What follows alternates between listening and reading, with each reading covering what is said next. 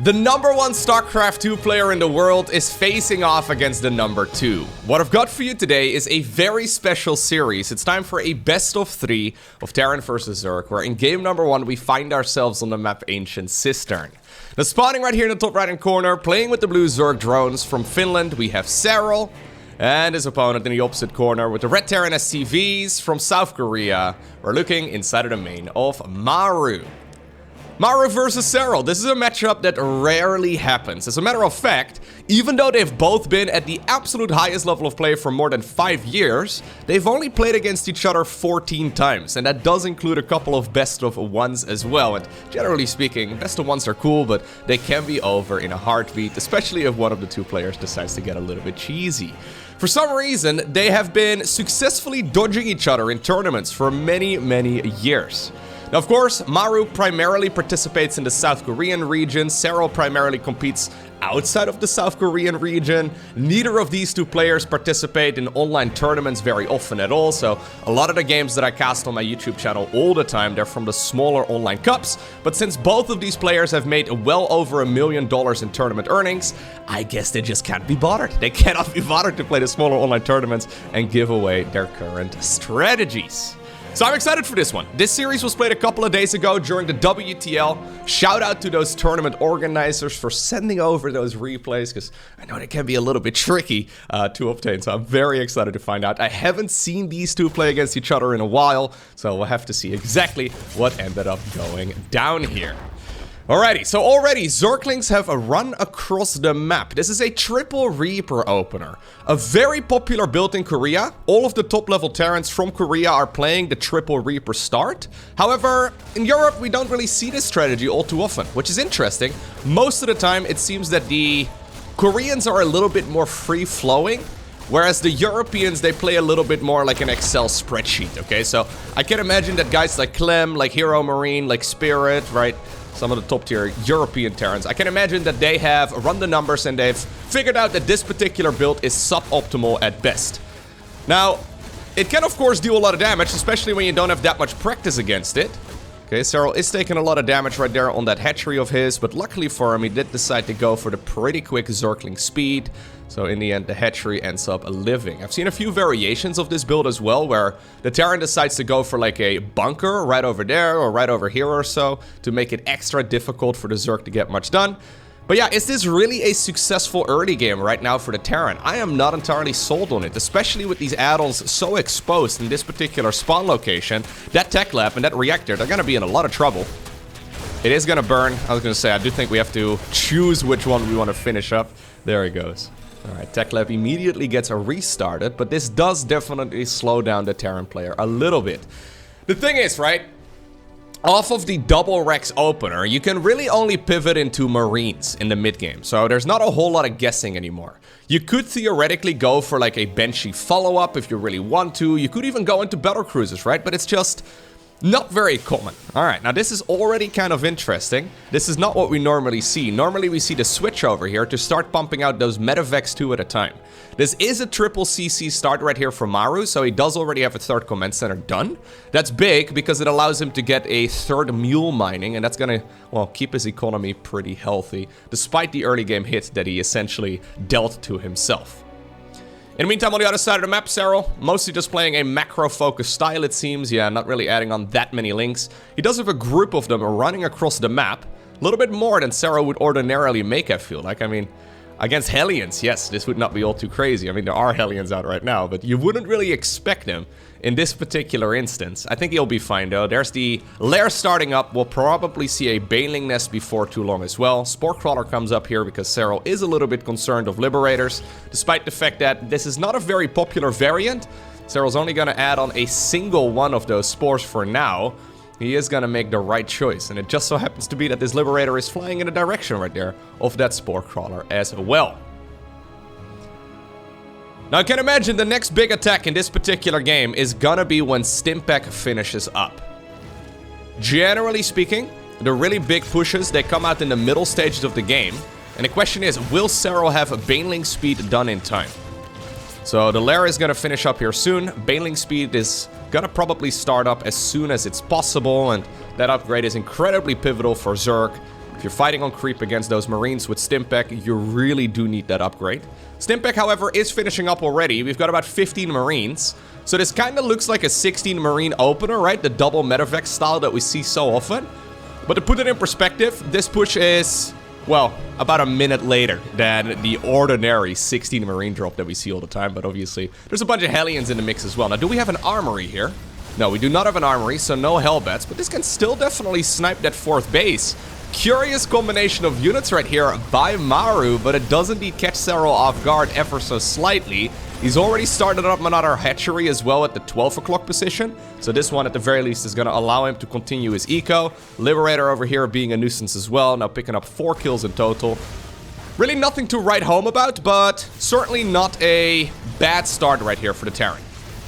Yeah, you can see that for now, there's not really a whole lot that the Zerg player can do against this particular army. Especially if Serral decides to restart up that base, I think he's going to be in a lot of trouble. Overlord ends up getting popped. Alright. Good start right here, actually, for Maru. I wasn't entirely sure about this beginning here, but I really do quite like the Hellion Liberator follow-up. It's a little bit out of the ordinary, it's a little uncommon, but especially with triple CC, he is in a fine position. Now, one way you can sort of judge the game is by looking at the upgrade timings. So if you notice right here, the engineering base right here for Maru, they're already about to finish up the 1-1 upgrades, whereas on the other side of the map, the evolution chambers here for Serral. Did I call them evolution chambers for Maru? They're called engineering base. Anyways, if you look right here at the Zerg engineering base, you can see that his upgrades are quite a bit later compared to Maru. Maru is going to go into the armory as well, so he can go straight into the 2-2 upgrades. And this is a game that is, right from the get-go, very exciting. I know not that much has happened yet, but no one has made any silly mistakes here in the earlier stages of the game, right? And that is already something that's worth noting. There's the second factory coming up as well. Maru is going to start piling on the pressure very soon. Gets a queen over here. Doesn't pick up all of his Marines for some reason, but he's going to continue the harassment for a little bit longer. There is no Hydra Den, no Spire, none of that. And as a matter of fact, we're just going to go straight into an infestation pit, apparently. But Serral is not really going to have a solid answer against this Marine drop. Okay, nice little bit of target firing on the Banelings as well. He's not really going to have a solid answer until a little while later. For now, it's just going to be Queens and Lings and Banes. And whenever you're running your Zerglings in the direction where the drop is going before the... It's not ideal, right? You want to be there when the drop unloads. So this is already a whole lot better. Getting one of those medevacs would be absolutely massive. All right, there's the +2/+2 for the Terran. Is Serral going to go straight into 2-2 as well himself? He is.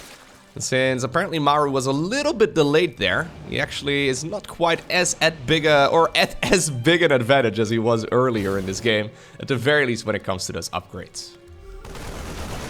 Okay, very nice target firing here on the Banelings though. Can be very difficult to pull that off, but nicely done right here by the Terran. Now, we'll have to see what exactly Serral's approach is going to be, because this very much strikes me as a Ultralist game. Even though it's not really a strategy we see all too often at this level of play lately. The Hive timing here may very well give it away, but we don't have a Hydra Den, we don't have a Lurker Den or anything along those lines. If Terran is stuck on just Marines, right, or mostly Marines, Ultras can indeed put in a lot of work, but they are a little bit of a sketchy unit to go into because they really do need upgrades, and as soon as the Ghosts are out and Mass Liberators going around the map, generally speaking, Ultras don't really achieve that much anymore. Maru trying to create as much chaos in as many angles as possible. Did manage to get the kill right over there on that hatcher, at the very least the snipe. Not sure if it was a cancel or if it was a kill. Getting rid of some of the creep as well, really nice. Yep, snipe those tumors before you have to pick up and get on out of there. I don't think the Hellions are going to be able to survive, and neither will the Reapers from the early game. Sorry, lads. But you guys were just a stepping stone to get towards this particular point. All right. Yeah, Maru just putting his foot on the gas, trying to get that tempo advantage, and so far it's working out much better than I anticipated. A couple of the Hellbats apparently did survive. Fair enough. Hive at this point is done for Serral. He could just get the Adrenal Glands upgrade going. Widowmine, Widowmine, Widowmine!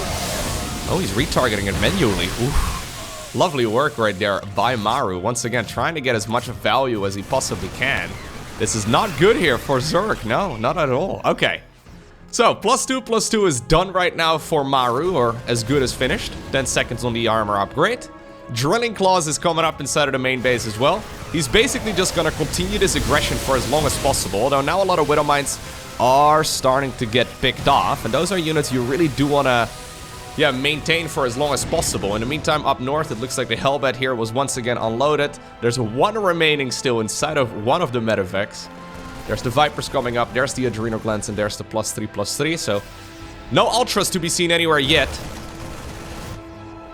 But no, other than the Vipers, no tier 3 units here for the Zerg either. And so far, it feels like, yeah, he's just been playing catch-up the entire time, but it hasn't really happened yet. Maru's economy here is looking solid as well. A lot of Widowmines still available that haven't yet fired. Nice splits right there by Serral, though, negating a lot of that splash damage. You can see that these guys, they are playing a fast game of StarCraft 2. APMs here, already going north of 400 for the Terran here as well. +3/+3 has been fired up a little bit later. If I can be critical, I feel like Maru can be a little bit more on point when it comes to those upgrade start timings, because the +2 was a little bit later than it could have been, and the same can be said right now for the +3, despite the fact, of course, that the armory was done at the appropriate time. Alright, now Maru is going to start mixing in some speedy Widowmine drops as well, it looks like, although he's going to bypass that base over there on the right side altogether. Instead, he's going to try and drop them off over here in the natural, it looks like. Yep. This can still deal some damage. In the meantime, though, as we do see a bunch of drones going down, there's a big fight over here. Serral wants to shut this down before it really gets too crazy, because he needs to lay down some of those creep tumors once again. Without creep here in the center of the map, these fights are just so difficult to pull off. There's a peaky, or a pesky little Zergling over here. I wanted to say cheeky and pesky at the same time. A peaky Zergling. There you go. A peaky blinder. Anyways, yeah, indeed, the scanner will eventually get rid of it. The SCVs have been pulled to the front for that in particular, but that planetary will probably be established here before too long. Now we get a Parasitic Bomb in the mix as well. Nice split right there by Maru. Parasitic Bomb is, of course, very good at slowly working away at these units, although I thought there was going to be a planetary here. A pesky group of Zerglings, a peaky group of Zerglings, managed to shut that down. Okay. Now, we do not yet have a Ghost Academy, unless I'm looking over it here, but no, I'm double checking myself about 7 times. We do not have a Ghost Academy here yet for the Terran, which is a little interesting. Maybe he doesn't want to transition into Ghost until he knows that his opponent has got some sort of tier 3 unit going, right? Because in a game like this, Ghosts are actually not that great. When you're just going up against a Marine, or sorry, a Zergling Baneling based army, Marines and Marauders are going to be just fine. Alright, so now the upgrades here are finishing up right around the same. And right around the same moment. And who exactly is ahead here? It's really hard to say. We're 13 minutes in. There's been non-stop aggression here. And I would say that no player really has a significant advantage. Lovely. Okay, now Hydras are coming up though. So this is a very late Hydra transition. The one thing I do really like right here for Maru, and while I do lean towards him at this point in the game, is the creep spread. He's been doing an amazing job denying that creep, and this is a tricky base for the Zerg to really secure.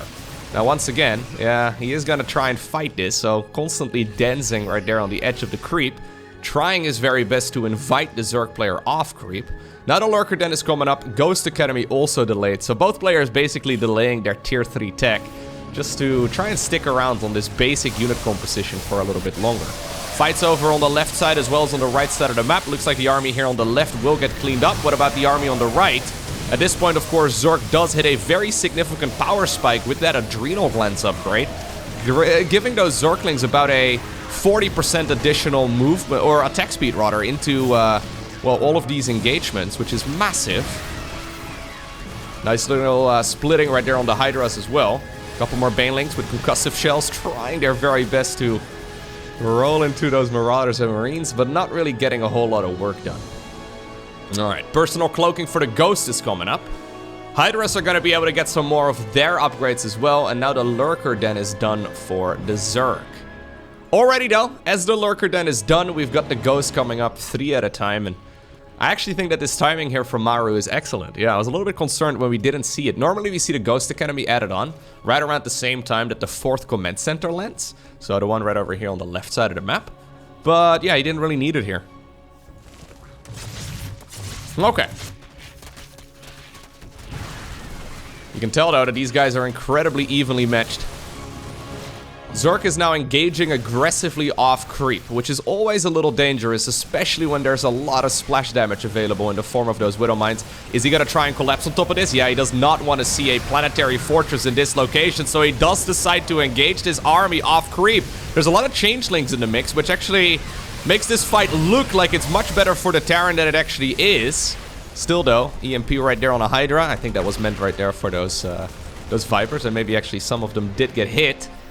In the end, yes, Serral got a pretty good trade, but the planetary fortress is going to finish up, and there's nothing really that the Zerk can do about it, unless he's gonna bring some lurkers to the party as well. Okay, if you can just march those lurkers right over here and you burrow them in front of the planetary fortress, it's gonna slice up those SCVs in the planetary in just a few seconds. Top left-hand corner right now, also acquired by the Zerk. Liberators are going to start rolling around the map too. Once again, now they're coming out 2 at a time though, which is very annoying for the Zerk player to have to deal with. Not a lot of anti-air available in that top left-hand corner just yet, so we may see, we may see a couple drones going down, or at the very least, a pool away from the mineral line. Serral is still busy over here with this engagement that I was pointing out earlier, and I do think he's going to be able to get it.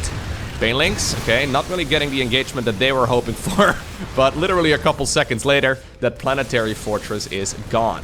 Drop over here in the top left-hand corner as well, though, so maybe a planetary for a hatchery?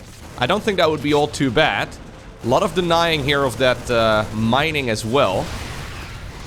We've got some siege tanks in the mix now, too, which is kind of cool. I actually really do like the strategic positioning of those. Don't lose the medevac. My god, these guys are so fast. This lurker, though, in the bottom right-hand corner has been uncontested for quite a while. And this is one of those moves, right, that is pretty easy for the Terran player to clean up overall, but it's very APM intense. Meaning that, yes, for Zerk, I mean, it takes like, you know, 5 actions to get that lurker in position. For the Terran, though, to clean it up, it's gonna take a whole lot more, because you have to find units, and then you have to scan, and you have to get the snipe in, and it's just very annoying. So when it's a very chaotic game like this particular one, I think those cheeky moves with, for example, Liberators, much the same way. But for example, also those Lurkers, they can really pull the opponent's attention away. Since, of course, this is a real-time game, they can only really focus on one thing at once, even though they're making it look like they're doing everything all at the same time. Decent fight right there for Maru, but really nothing to write home about. Yeah, he needs to get rid of those lurkers here, right? So those lurkers are so annoying for the Terran. They essentially prevent the Marines and the Marauders from really pushing in. And whenever they're set up on a high ground like that, you need to scan, and then you need to hit the snipes, and it's gonna take a while before you can continue engaging. So the tempo advantage that Maru has been building up over the first 15 minutes of this game, I mean, it's not entirely gone, but for the most part, it has disappeared here. Okay. 87 workers for Serral, 73 right here for Maru. Serral looks a lot more stable, though, than he did a few minutes ago. And you can see immediately, yeah, you give this man a minute, he's gonna spread that creep all over the map once again. And you can see that Maru is almost like scratching his chin a little bit here, right? It almost feels like he's got his hands off the keyboard. Yes, he's slowing down this game. Yes, he's very good at it. But he isn't really set up for it at this point. Normally against this slower moving Zerk army, right, when you can't really go for the tempo win, what you're really aiming for as Terran is a whole lot of command centers. A whole lot of command centers, and usually a transition towards either a lot more Liberators, which is fine and all, or for example, well, a little bit of Ghost Mech, right? But Maru is not really set up for any of that. He is, I guess, sort of stuck on an, what do you call this, like an early late game army? But not a late game army, you know what I mean? Like, he doesn't really have that ultimate Terran death ball yet, but he also hasn't really set himself up for a transition towards that sort of death ball. He's just trying to hold on against this Zerk player, but the Zerk is still improving their unit composition by now mixing in a couple infestors as well. Serral apparently has got enough money in the bank to once again feel ambitious to go off creep. Okay, if you can kill one of these bases, that would be massive, but I don't think that's really going to happen. Once again, pesky little lurker here, moving on over towards that bottom location. Yeah, we do have some decent upgrades. So the +2 armor here is done for mechanical units. That was, I guess, primarily for those Widow Mines earlier, since these units, they are spellcasters, so you don't actually get any benefits from their mechanical attack upgrades. Alright, looks like Maru, he could snipe that base if he wants to. At the very least, he's getting very low. Serral once again engaging deep off creep. But I do believe, yeah, that Maru is going to be able to snipe this hatchery now. There is a fungal growth available. Careful now. Serral apparently not even really moving that unit around very effectively. Can we please breathe at this hatchery? There we go. Thought he was going to keep it around at like 1 hit point. In the meantime though, pesky lurker here on the left side of the map as well. Just trying to create a distraction. Trying to pull Maru's attention in as many different angles as possible. At this point, Serral can even start thinking about this base over here. Since Maru is so focused on trying to hold on to the right side of the map that I think taking one of the bases that normally is considered to be the Terrans would not be a bad idea. Alright, so we have Vipers, Infestors, and Queens, the 3 Zerg spellcasters. Infestor moving very far forward. It doesn't have Neural Parasite available since that upgrade hasn't yet been researched, but it can still pop out of the ground, okay, and land a fungal growth that can be game-ending. Pretty crazy fights here altogether though. Yeah, I don't think Serral really wants to be pushing into that choke point. Maru already setting himself up with the concave as well. This is some proper high-level StarCraft 2. Yeah, neither player really wants to transition towards that ultimate late-game army either, right? Because they don't really have the money, and they know that if they decide to make that commitment, the opponent will probably destroy them. Because you spend so much money on things that aren't going to be helpful, yeah? Whenever you roll your Banelings off creep, Maru is going to get much better trades. But as soon as you do step your boots onto the creep, immediately Zerg decides to collapse on top of this army. Banelings though, yeah, move commanded there. He didn't want to blow them up. The Marauders, that is. He didn't want to roll the Banelings into those Marauders at all. Little fight over here on the right side of the map. It's going to be Lurkers, though. Super annoying once again. This is mostly the lifeline right there. The Banelings are getting dangerously close to the Ghosts. Alright, now they're going to continue rolling. Yeah, he doesn't have detection, though, so he can't actually see them. And the Medivacs do pick up the majority of those units, but this is still not great right here for Maru, though. He's slowly starting to bleed out. He's adding on additional command centers right now, which I really don't like that much. I mean, I understand what he's trying to do. He is trying to start up that late game pivot, but he needs to be maxed out. He really needs to be maxed out before he starts adding on additional command centers.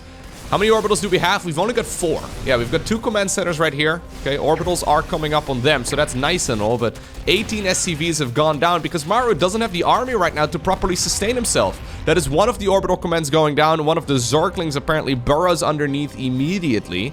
At this point, basically all of the mining here for our Terran player is this base here in the center, as well as this one over here at the bottom. And I think that's Serral's next line of attack. His next plan of attack is very obvious. He wants to shut down one of those bases, because if he manages to do so, he's essentially going to cut off this Terran player from their life support. Alright, so we do have this base flying on over towards the bottom right-hand corner. Is Zerg ready for this? So he's not actually adding on any lurkers anymore. Yeah. The opponent is incredibly ghost heavy right now, so Serral's decided, yo, if you're going to be super ghost heavy, I'm just going to go Hydraling Bane. Planetary Fortress is going to get blown up in a second. There you go. 14 SCVs as well going on the back of it. And now we have an Infestor once again moving forward. Maru is pre-splitting his units, so at the very least that is nice. Once again, we're fighting here. Big fungal growth, and that's going to be the end of at least some of those ghosts. Not the big clump, because he did spread out his units. I don't know if Maru even noticed that there was an Infestor that close by, or maybe he just doesn't want to spend the energy right now to try and catch it. Trying to get a lucky snipe right here on the hatchery, but I do believe that is a little bit overly ambitious. Banelings here are burrowed right now as well. 29 kills, by the way, on that one Widow Mine. These siege tanks have been having a grand old time, but it looks like at least one of the two is gonna get killed. Serral just constantly reinforcing this with more of the same unit. Widow Mines here get unburrowed before they can detonate. Here comes the swarm once again, though. Marauders in the front. Widow Mines do get some decent hits. That siege tank from earlier is repositioning, and now it will also end up going down. Ghosts are trying to run, but they have very few places left to go. It's Serral who obtains the victory in game number 1. Whew, okay. Dragon Skills is gonna be game number 2. I got myself a little bit of water. It's kind of interesting how we never really transitioned away from, like, I guess the best way to describe it is that early late game, right? Both players really just sticking around on a relatively low tier army because they know that if they spent the resources on trying to get better units out, the opponent is going to be able to overwhelm them easy peasy. A lot of it comes down though to the Terran's decision making. So in that previous game, Maru never really decided to go into the mass command center style, and a lot of that has to do with the map layout as well. So on a map like, for example, Gresven, on a map like, for example, Neo-Humanity, I think Maru would feel a lot more comfortable playing that turtle style, but Ancient Cistern, it doesn't really allow you to control the map as easily as a Terran player. So I can guarantee you that Ancient Cistern was Serral's map pick.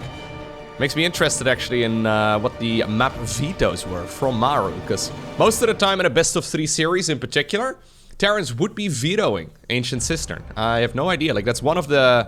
So I've talked to quite a few Zerg players, and they always say that in a best-of-3 series, you always have to play 3 Terran maps, because they will always veto the good maps, and since there's currently more maps for Terran versus Zerg than there are for Zerg versus Terran, a lot of the Zergs apparently think that every single map they have to play on is gonna be Terran favorite, and obviously you gotta take their opinions with a grain of salt, because they're gonna be very biased in that sort of conversation, but it is interesting to see Ancient Cistern coming out as map number 1, and I can imagine that Serral was pretty happy when he saw, you know what, I can go ahead and play that, I can pick that as my first map, don't mind if I do. Triple Reaper start here, once again from Maru. Curious to see if he's gonna do a different variation this time around, or if he's once again gonna go into Hellions and then a Liberator eventually. I mean, don't get me wrong, the build wasn't bad in the previous game. I actually think he found himself in a pretty good position, but I don't think he, was in a advantage after that either, right? So I guess this is maybe just a new standard for a lot of these Korean Terrans. Okay. Now, Serral has always been the Zerg who doesn't really pull out of gas early to try and get a third base going, well, sooner, right? So a lot of the Zerg players, what they do is they go for a 16 hatch, 18 supply gas, 17 supply spawning pool. And then they pull 2 drones out of gas, with one of those 2 drones going on over towards the third base at 60 gas. And the idea is that you can take the third base before the Reaper comes in, and you can still get link speed done by the time that 4 Hellions get to your side of the map. I know, this got very technical all of a sudden, but anyways. Zerg players, normally what they do is they pull drones out of gas pretty early, or at least in the majority of games they pull the drones out early, but Serral has never really done that. He's always the type of guy who will delay the third hatchery in favor of faster Zergling speed, and you can see in this game, he's not even really getting a third hatchery yet, which is interesting. As a matter of fact, we've got the third command center started here for Terran before the third hatchery for Zerg. And I guess if this is the result of that Triple Reaper start, right? I guess that's the reason why Serral hasn't taken the third base yet. If this is the end result, I mean, with Terran having a faster third command center, I think they'll be pretty happy about that. Alright, now eventually though, a drone is gonna move on over towards the right side of the map. Link speed is gonna finish up here very soon. So, these Reapers are probably gonna have to start going home. Yep. He knows the timing at which that upgrade finishes. He's seen the lack of the third base of the opponent, so he can hang out on the other side of the map and get sniped, or he can go back home. Stay around for a little bit longer. Alright, now in my mind, the conventional Triple Reaper start is where you go for the Stimpack upgrade, which he hasn't done yet. There we go.